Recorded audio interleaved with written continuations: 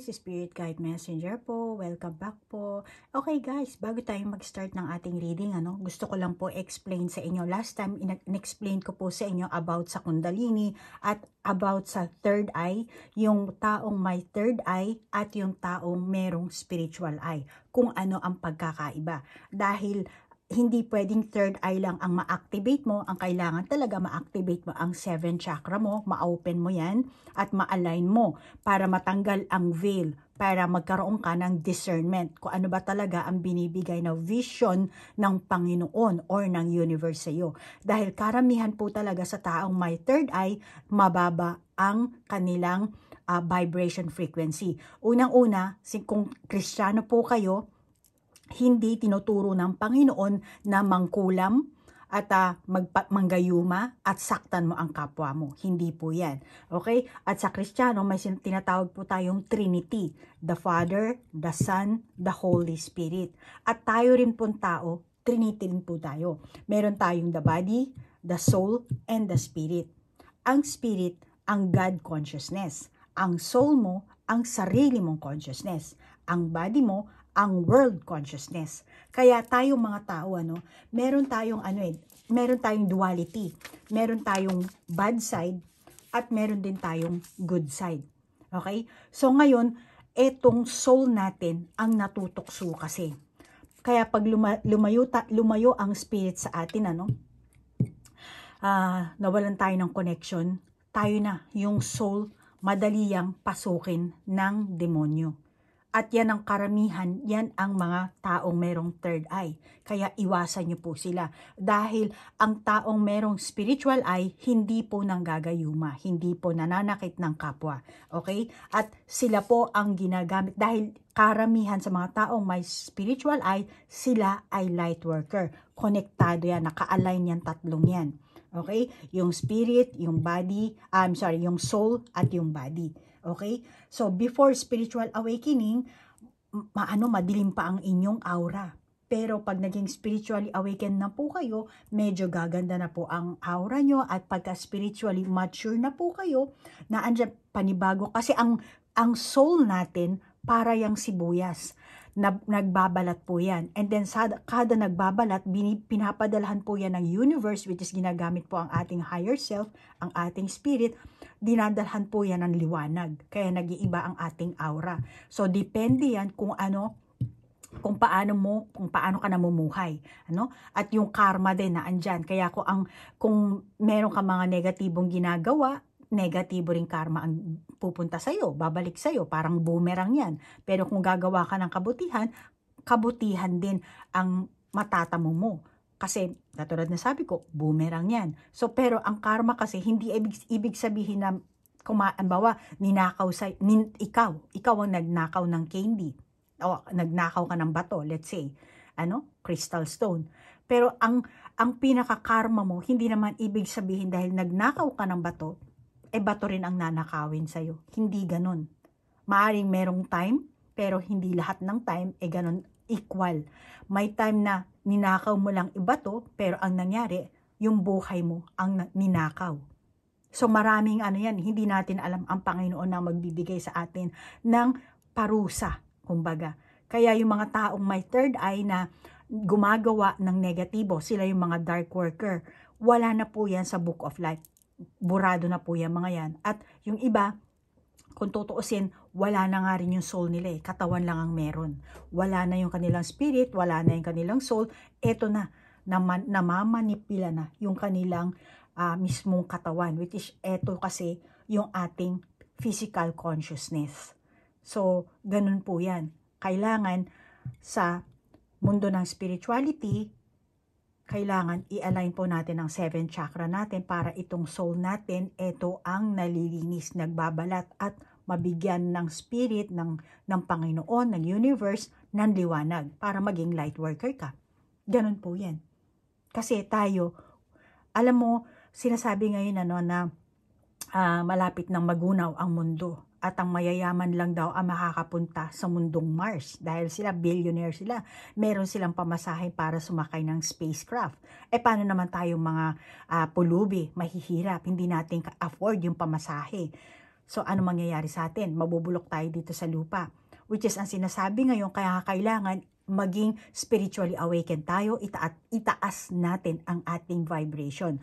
Ngayon, kahit sabihin mong makapunta ka sa Mars, sa mundong Mars, dahil billionaire ka. Oo, makakapunta ka kasi meron kang physical consciousness at meron kang soul. Okay? Pero, etong physical natin, natutunaw to, etong katawan niya natin, natutunaw, tumatanda, nagkakasakit, nagkakasugat. Then, kahit nasabihin mo nasa Mars ka, ganun din. Bottom line, mamamatay ka. Walang mangyayari sa'yo. Sino lang ang matitira? Yung soul mo. So, yung soul mo, kailangan konektado yan sa spirit mo. Para konektado ka rin sa universe, sa Panginoon. At kasi ito, ang soul natin, siya ang nagta-travel from past life. Ngayon, kung yung buhay mo ngayon, meron ka pang future life. Pero depende na nga lang kung spiritually awakened ka na at konektado ka sa universe. So, ibig sabihin, katulad ng sinasabi sa Biblia, pinapangukuhan tayo ni Kristo ng eternal life, eternity. So, ganun yan. So, hindi mo masasabi ngayon kung ano mangyayari, pero kailangan marunong tayo magpatawad, nagsisisi na tayo sa ating mga kasalanan. At, di ba, yan sinasabi sa Biblia, love your neighbor. Okay? So, ganun po. Maikli explanation lang po yan, pero marami po kayo, kung nagsisimba kayo, kung nagbabasa kayo ng mga Biblia, marami po kayong makukuhang impormasyon. Ang sa akin po kasi, mas nauna ang aking experience, kaya nagre-research ako para sa sarili ko. Dahil yun ang turo sa akin ng gabay ko. Kaya sabi niya sa akin, follow me, and step by step kami. Kaya magmula po sa pagiging ignorante ko, step by step, nag-i-evolve po ako. At yun po din ang gustong mangyari ng aking gabay. Kumbaga, empleyado po kasi ako ng universe. So, yun po ang binigay sa aking mission ng universe, na kayo rin maging spiritually awakened para makita nyo, matanggal yung veil sa inyong third eye. Baka yung iba sa inyo wala pang third eye. So, para ma-open nyo ang inyong third eye, ma-activate nyo ang inyong kundalini, or ma-activate nyo ang inyong 7th chakra, at ma-open nyo ang inyong third eye, mailabas nyo ang inyong psychic gift, at matanggal yung veil, at makita nyo talaga kung ano ang pinaka itsura ng ating mundo. Kasi ang spiritual eye mo, pag naging align na kasi ang 7th chakra mo, marami ka ng conscious ka na sa sari-saring bagay, at dito mo malalaman kasi sino ka ba? Doon mo malalaman eh. Magiging question yan sa'yo kung sino ka. At diyan ka mag-i-start na alamin kung sino ka. At later on, malalaman mo kung sino ka talaga. At yun ang gustong ipaalam sa inyo ng universe. At lahat tayong tao, lahat tayo connected. Kaya malamang yung iba sa inyo, kaya ako ang pinipili nyo manghuhula, dahil likes attracts likes. So, gusto nyo kasi sa universe, gusto nyo makilala ang sarili nyo ng more deep. Kaya ako ang pinipili nyo, kayo ang pumupunta sa akin. Okay? So, for the meantime, yan lang po muna ang isi-share ko sa inyo. At yung iba, paunti-unti ko pong isi-share. Okay, Aries, ikaw ngayon ang bibigyan ko ng reading. At as usual, Aries, ang intention ko sa paggawa ng video ito, naway mabigyan ko kayo ng kamalayan at ma-heal nyo ang inyong sarili. At magkaroon kayo ng self-love. At Aries, may kakayahan ako na i-heal ang iyong broken spirit. Okay? So, mag-request ka lang ng aking serbisyo. Kontakin mo lang ako at pinapop up ko naman ang aking email address at ang aking Facebook account. Okay? Sa description box, mayroon po akong link ng aking Facebook. Mag-jump in ka na lang dyan. Okay? So, Aries, ngayon, alamin natin kung ano yung pwede mo maasahan sa iyong person. Kung ano ba ang kanyang damdamin? Ano ba ang buhay, pag-ibig mo? Okay? Ang kasalukuyan mo ngayon? Ganun na rin ang iyong enerhiya. Alamin natin sa ating mga baraha, may nag ano dito. Pasensya na. Kung ano yung lumabas talaga sa baraha, yun ang kuhanin natin. Malamang yun ang sinasabi ng gabay mo. Kuha pa tayo ng esoteric na baraha. Open muna natin siya for the meantime. Mindful. Wow. Reaching out to spirit. And then, sitting in the power. Sitting in the power. Oh, energy mo at energy ng person mo, alam. Like, yun.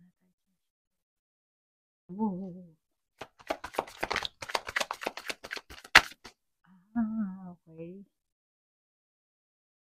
mukhang may iko-confess siya sa'yo, no? May aaminin siguro ito. Gusto niya sigurong linisin ang mga bagay-bagay. Kaya, mo lahat, pare-pareho yung, ang tawag dito, face reaction ng baraha mo, ano, kung makikita mo. And sinasabi ng baraha, mind focus. Kaya nag-iisip na to eh. Malamang na nakokonsensya na sa mga ginagawa niya. Tingin ko, wala namang good and bad. Ano? Kasi, kung ano lang naman ang ginawa mo, Aris, ano? Yun lang din naman ang babalik sa'yo. Kumbaga, cause and effect. Ganon din sa person mo. Kaya kung anong ginawa mo sa person mo, at medyo meron siyang gustong i-confess sa'yo, hindi ko alam kung good or bad ba, pero, yun ang babalik. Kaya kung may lihim, may lihim na, ano ba to? Kung meron kang lihim na intensyon. Pero, kung ano man yung mga hinahangad ng person mo, mga binabalak, masasabi ko, tingin ko kung ano lang naman yun ang magiging outcome dito eh, ng person mo, no? Yung iba sa inyo, no? Maaaring ikaw din, ano? Meron kang gustong i-confess or nais mong aminin na dito sa person mo, no? Kaya medyo nakokonsensya ka rin, ano, Aris? Pareho kayo eh, nakokonsensya rin itong person mo eh. Pero parang yung isip kasi nitong person mo, or baka ikaw rin, Aris, pareho kayong dalawa, ano, doon lang kayo nakafocus kung ano mang issue ang meron kayo. Kung ano yung gusto nyong i-confess, gusto nyong aminin, ano. Maaring yung iba sa inyo nakakaramdam kayo ng guilt dito. Oh, see? Kasasabi ko lang, ayan na, lumabas na.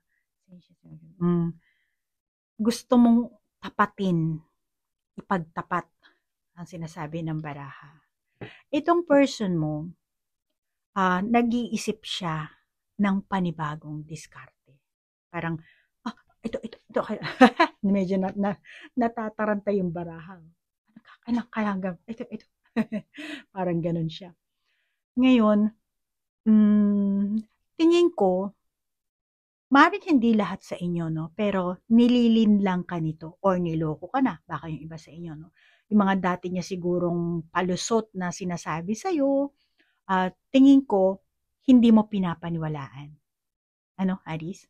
Pero, kung magrereklamo ka, Aris, ano, or kung kukontrahin mo yung sasabihin niya, tingin ko magiging tuso itong person mo.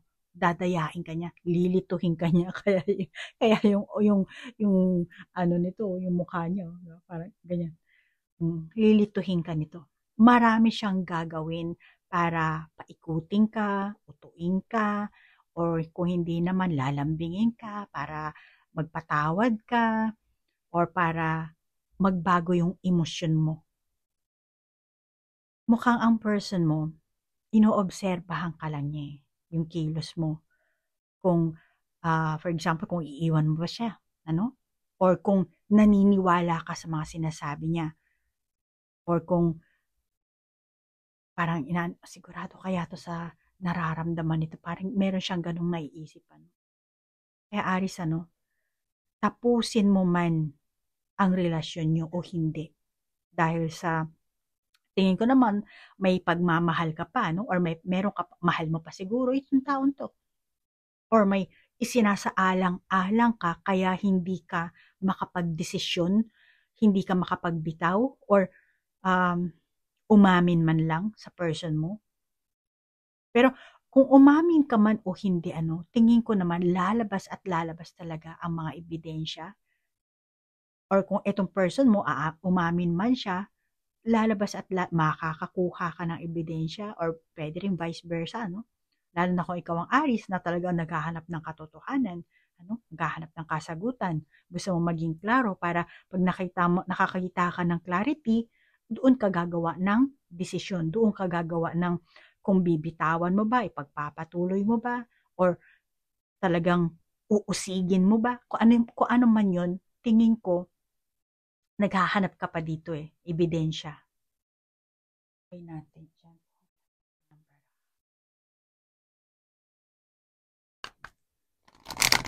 Kaya tingin ko, no, itong person mo, no, kung tutuusin, ano, ilalagay ko pala dyan yung baraha. Muna natin siya.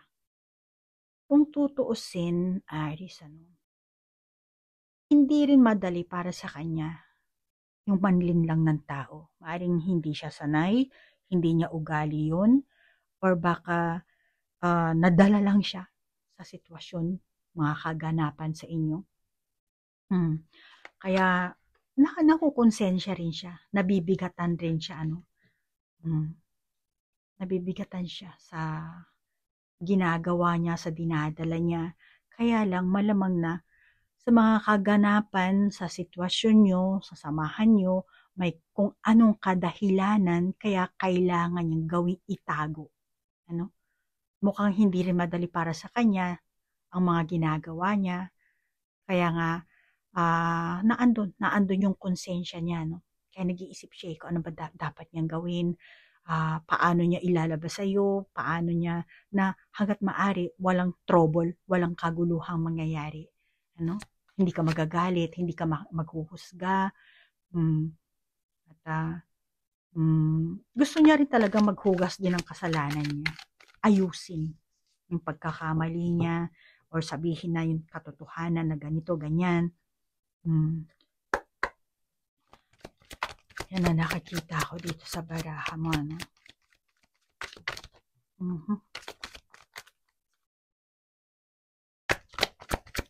Pero alam mo, the fates. Milk and honey, angel number 51, angel number 17, the fates, milk and honey. Masasabi ko dito. Bali lang, ha? New life lang. To the sea. To the sea. 45 angel. 7. Meron kang 17. 7. Okay. Aries, takot siyang mabago ang sitwasyon nyo o yung inyong samahan, yung inyong pagtitinginan, at masasabi ko, paulit-ulit na gagawin niya ang mga negatibong pattern sa kabila ng kasi ayaw niya magbago eh. Takot siyang mabago din ang sitwasyon. Pero, ganun siya. Parang naipit na siya eh. Gusto niyang talikuran, gusto niya ng new life, bagong buhay, ayusin. Pero, mukhang naipit na siya. Kaya, gusto niyang mag-confess, gusto niyang lumantad, takot sa kung anong magiging kalalabasan. Kaya, siguro, lumalayo siya, umiiwas siya. Nagiging mag-isa lang siya.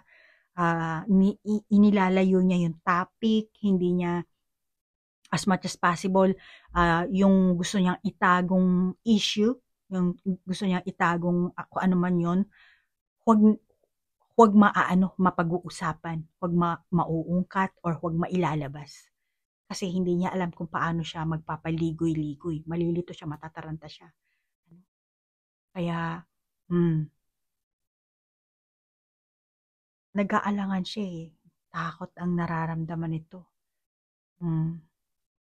At saka, Aries, if ever na umamin siya, itong person mo, no, wala siyang vision kung ano ang nais niyang maganap. Alam mo yon? For example, sige, payag na ako, aamin ako, or lilinisin ko na ang konsensya ko. Pero, wala siyang ang iniisip na option. If ever na magkahiwalay kami, ganito ang gagawin ko. If ever na ganito ang mangyayari, ganito ang gagawin. Wala siyang ganong klaseng plano, wala siyang ganong klaseng idea, wala siyang ganong klaseng vision kung maghihiwalay kayo or lalayo ka sa kanya. Ano? Yung mga ganong klaseng vision talaga, hindi niya naiisip. Parang siya kung ano na lang yung dumating, parang mukhang hindi rin siya handa. Pero ang bahala na. Gano'n, parang bahala na kung wala kasi siyang kasiguraduhan din, eh. Hindi siya klaro. May pagsisisi, oo. Pero hindi niya alam yung next move na gagawin niya. Hindi niya alam kung paano siya, ang tawag dito, kung paano siya didiskarte, kung paano niya ipapakita, ano? Hmm. Pero wala, eh, naipit na siya. Pero ang totoo, gusto niyang talikuran yun, eh. Gusto niyang ayusin, gusto niyang magkaroon ng, solusyon.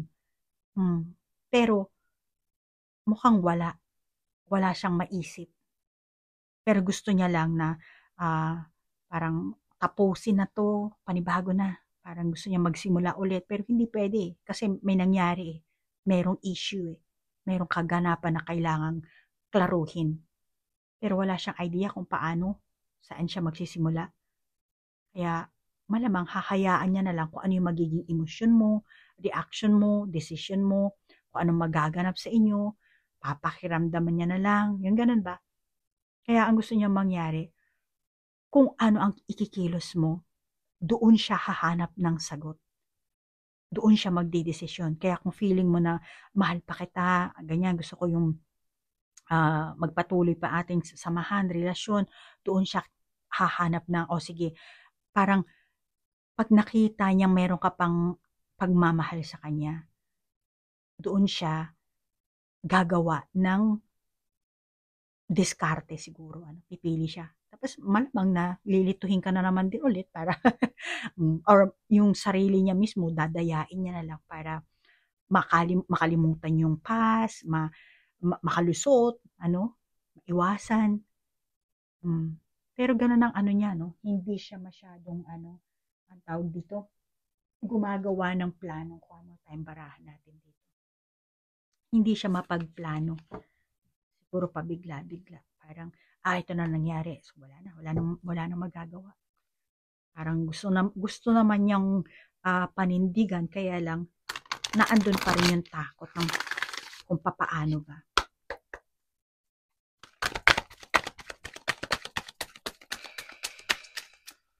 Oo. Ang dami. 1, 2, 3, 4, 5, 6, 7, 8. 1, 2, 3, 4, 5, 6, 7, 8. Bahala na. Okay. Ano yung lumabas? Man holding a heart. And then second chakra, Archangel Ariel. 45, angel number 45, and then 45. So meron kang angel number 45, envy. 20, angel number 4 and 12, and then the temple path, happy family. Ang pwede bang maasahan sa person na to, no?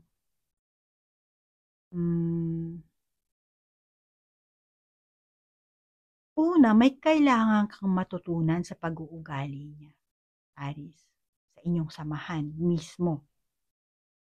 Pwede naman kayong magkaroon ng good relationship, happy family, magkakasundo kayo after na magkaroon kayo ng clarity. Actually, Aries, hamon nyo yan, okay? Pagsubok yan sa inyong samahan, na binibigyan kayo ng challenge ng universe kung hanggang saan ang pagmamahalan nyo, o hanggang saan mo patatawarin, or hanggang saan mo uunawain, or yung meron ditong dark, no? Pero dito, meron tayong angel at merong pagmamahalan dito. So, red color, yellow, and black, and rainbow, and then temple. Okay. If ever na magkahiwalay kayo nito, no?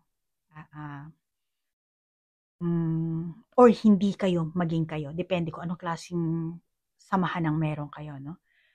Still, nakikita ko na magiging maganda pa rin ang inyong samahan.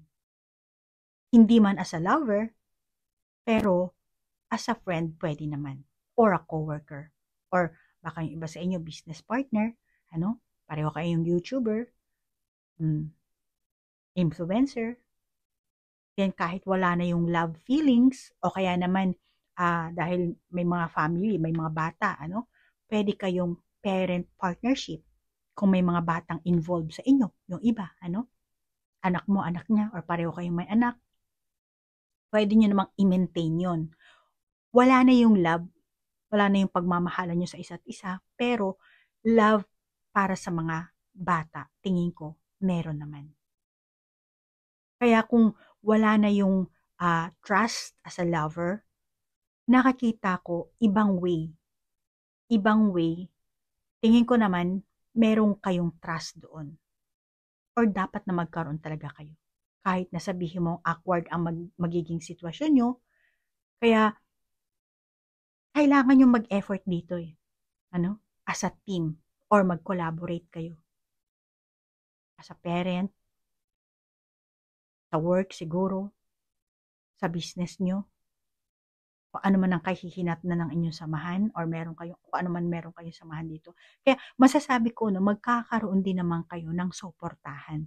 At masasabi ko, unique ang inyong relationship. Kaya hindi mo na kailangan ikumpara sa iba or kung ano man yung Tsaka alam mo sa mundo natin, hindi mo naman kailangan i-fit ang inyong relasyon na katulad ng ibang tao or ng katulad ng karamihan. Parang, ay hindi, kasal kayo, mag-asawa kayo, dapat ganito, ganun. Kung hindi kayo talaga bagay sa isa't isa, yung pag-uugali nyo. So, hindi nyo naman kailangan na i-fit in yung inyong sarili, di ba? Pero, as a husband and wife, hindi nga kayo magkasundo, pero as a parent naman, as a parang friend, pwede nyo naman gawin yun. Kaya masasabi ko, unique talaga ang inyong magiging relationship, yung iba sa inyo, no? At kung ano man ang bahagi ng inyong samahan na dapat yung bigyan ng attention, masasabi ko, yes, meron kong envy dito. Sandali lang. Envy kasi ang nakita ko.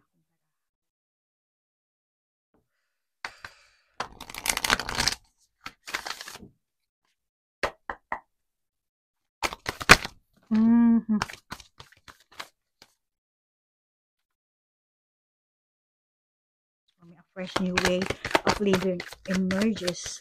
In silence, peace prevail. Kasi malamang yun sa inyo, iba sa inyo, pera ang pinakapunot dulo ng panlilinlang. Pera ang issue dito. Pero meron tayong heart dito or baka may third party. Pera pa sa pera, siguro pareho, both. May third party, may pera din, problema, may issue sa pera.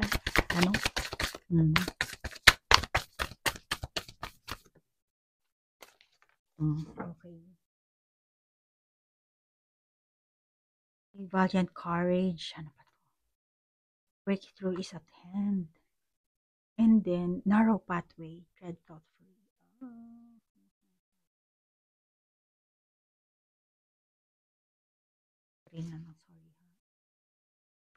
Okay.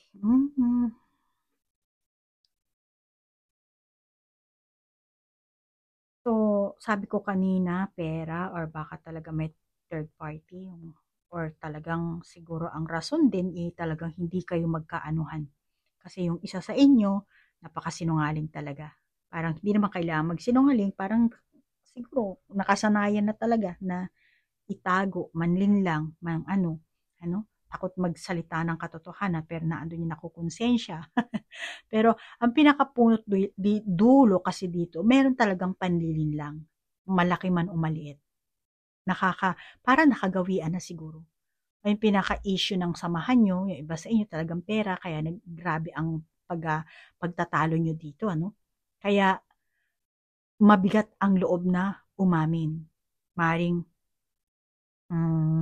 nawaldas yung pera or merong meron dapat pagkakitaan na hindi yun nalugi siguro yung iba.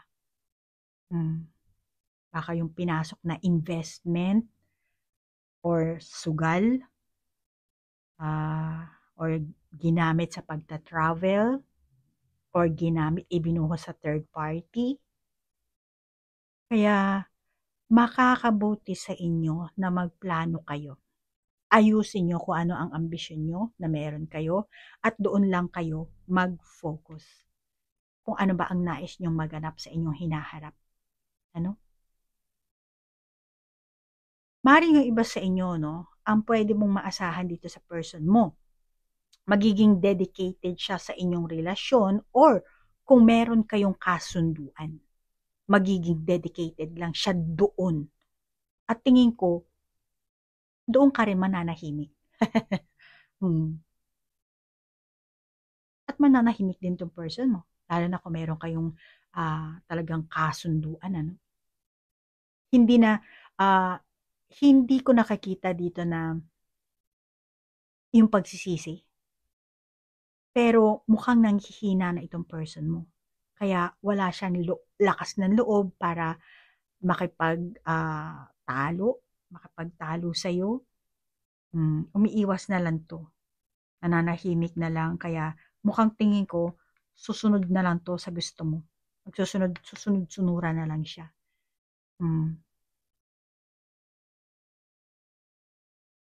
Wala na siyang lakas ng loob para mangatwiran. Ayan. Alis yung iba sa inyo, no? Masasabi ko na andun pa rin ang love. Love is there. Ang kaso, kulang kayo sa passion at medyo boring ang dating ng buhay pag-ibig nyo or yung inyong pag-iibigan mababa. Mali yung Tagalog. Mababa.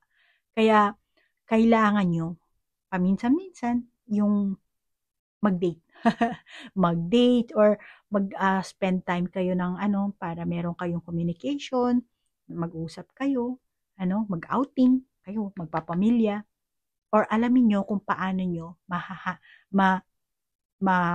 paano kayo makakahanap ng kaunting pananabik sa inyong isa't isa, no? Para maibalik nyo yung pagmamahal nyo sa isa't isa.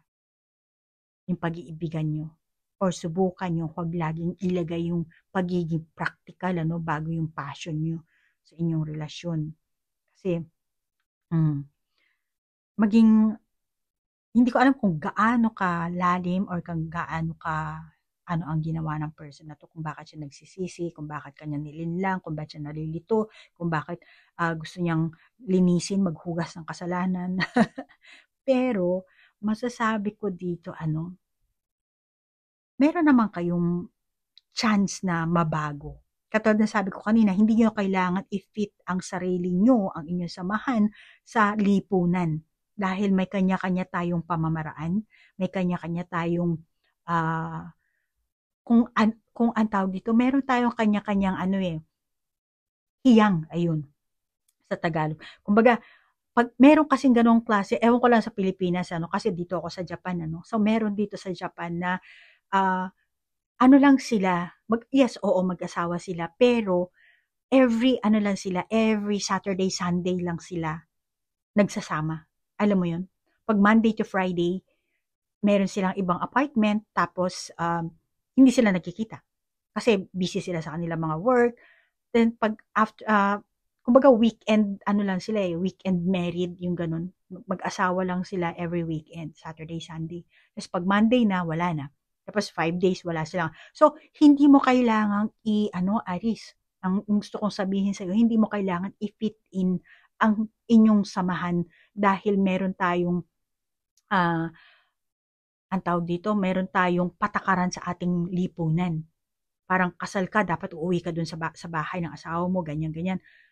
Kung ayaw nyo namang palagi kayong stress, pagod sa trabaho, di ba? Siyempre, aburido ka. Pero kung yung way naman ng gusto nyo, every weekend lang tayo magkikita, or, imbis na kahit mag-asawa kayo, hindi kayo bibili ng bahay, parang kanya-kanya kayong apartment, o kaya room, yung bibigyan nyo talaga ng space ang isa't isa. So, yun na nakakita ko na magkakaroon kayo ng unique na samahan. Okay? So, nasa sa'yo yan, Aris, pero tingin ko naman, hindi naman lahat ng Aris, talagang, ang tawag dito, gusto nyo talaga na meron kayong sariling pamamaraan.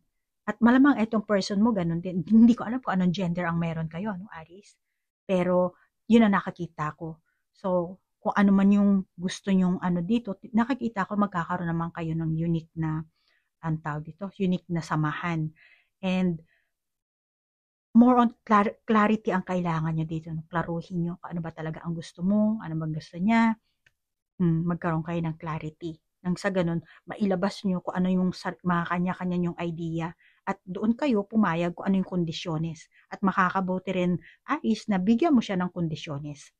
Ano? Para kung ano man ang gusto nun, ano. Meron kasing mga ano rin na, dito ko nakakita ang ano, ang family.